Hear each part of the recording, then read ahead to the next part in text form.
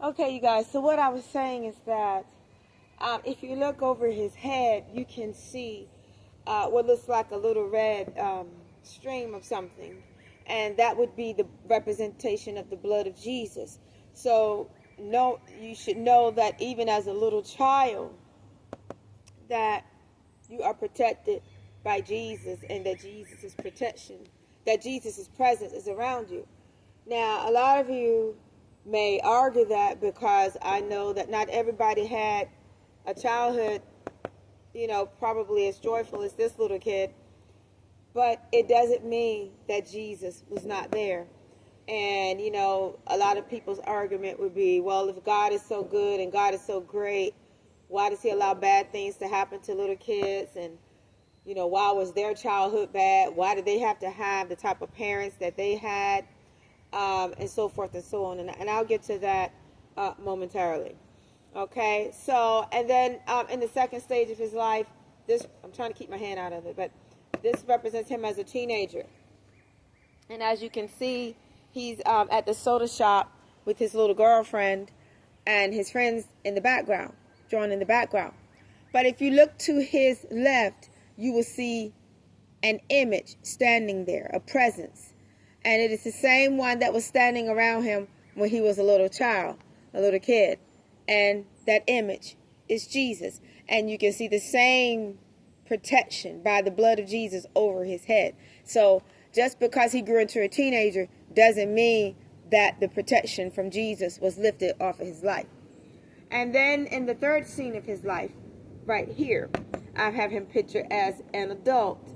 And as you can see, the friends are gone, the girlfriend is gone, the family is gone, his parents are gone, the dog is no longer there either. But if you look in the background, you will see the image of Jesus. You will still see the presence of Jesus that has obviously followed him throughout the different stages of his life, from childhood to teenager to adult. But when he became an adult, as you can see, he's now taking drugs because he's gone through a lot of things in his life that he can't handle. And here I have listed some of the things that we'll just say that this particular character went through. I'll call him a character, but person, individual went through. His parents died. Let's just say he married his high school sweetheart, but then they got divorced. He went bankrupt, homeless. His family members passed. His dog died from his childhood. His business closed. He became hooked on drugs as a result because of all the trauma he was suffering. And he became suicidal as a result of that. And so now he's lost all hope as an adult. And this is what seems like it's going to be his final end, which is death. But how many of you know that Jesus has a way of making death behave? Oh my gosh, because Jesus Christ has authority over the spirit of death. The job of the spirit of death is to take life. Satan utilizes death to destroy humanity by ways of the constructs of life, meaning the way that life has been organized, the way things have been constructed and set up around you, because it is the things that go on in your environment and your surroundings that affect you physically, mentally, spiritually, and emotionally.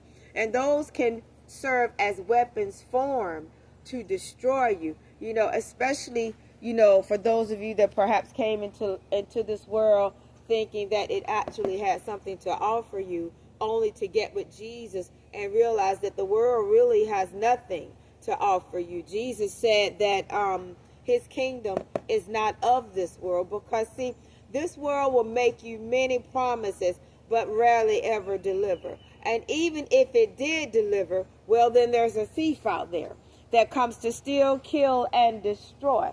So for a lot of you, no matter what you have worked so hard for in your life, there's a thief out there that operates through the wicked to take what you thought that you have. Because I say thought, because if you don't pay your taxes, can I talk about it? You don't have anything. And I think a lot of people have stepped into the realization that they really don't have anything.